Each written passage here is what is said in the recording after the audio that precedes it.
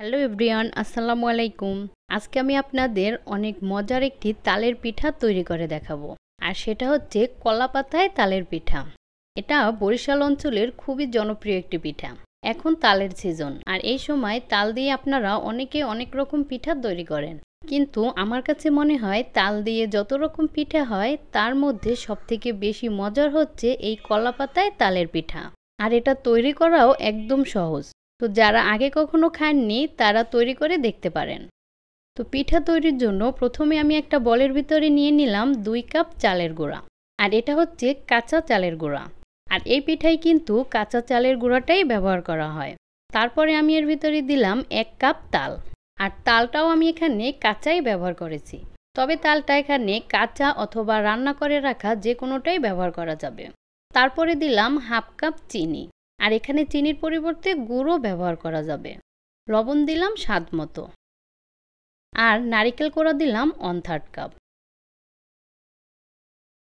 এবার এই সব কিছু একসাথে মাখিয়ে নিতে হবে। আর এখানে কিন্তু কোনো রকম বাড়তি পানি দেওয়ার দরকার হবে না। যদি পিঠার ব্যাটারটা একটু শক্ত মনে হয় তবে হালকা একটু পানি অ্যাড করতে পারেন। আর যদি ব্যাটারটা বেশি পাতলা মনে হয় তাহলে আরও কিছু চালের গুঁড়া অ্যাড করতে হবে। আর এই তো দেখুন আমার কিন্তু পিঠার ব্যাটারটা রেডি। আর ব্যাটারটা একটু দেখুন, এটা ঠিক এরকম একটু আঠালো টাইপের হবে।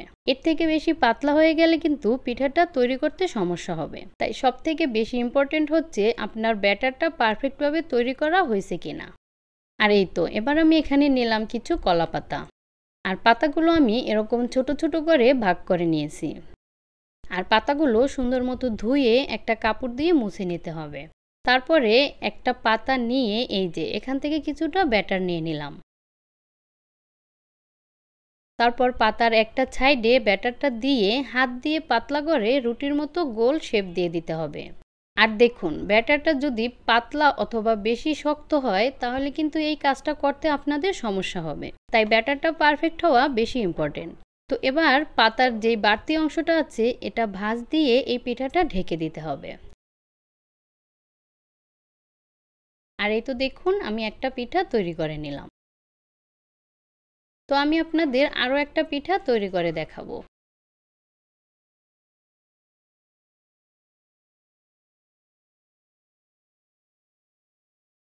আর এই তো এখানে আমি সবগুলো পিঠা তৈরি করে নিয়েছি। এবার আমি এই পিঠাগুলো ভেজে নেব।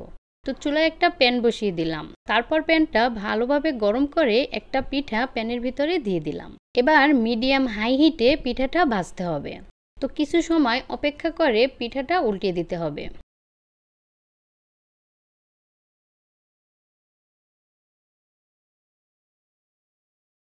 আর ভাজার সময় এই কলা পাতাটাকে এভাবে পুড়ে ফেলতে হবে।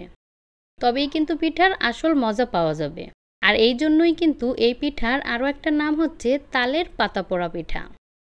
তো বাস আমার একটা পিঠা ভাজা শেষ। এবার আমি তুলে নিলাম। আর এই তো আমি সবগুলো পিঠা এভাবে ভেজে নিয়েছি। আর পিঠাটা একটু দেখুন এটা কত সুন্দর হয়েছে।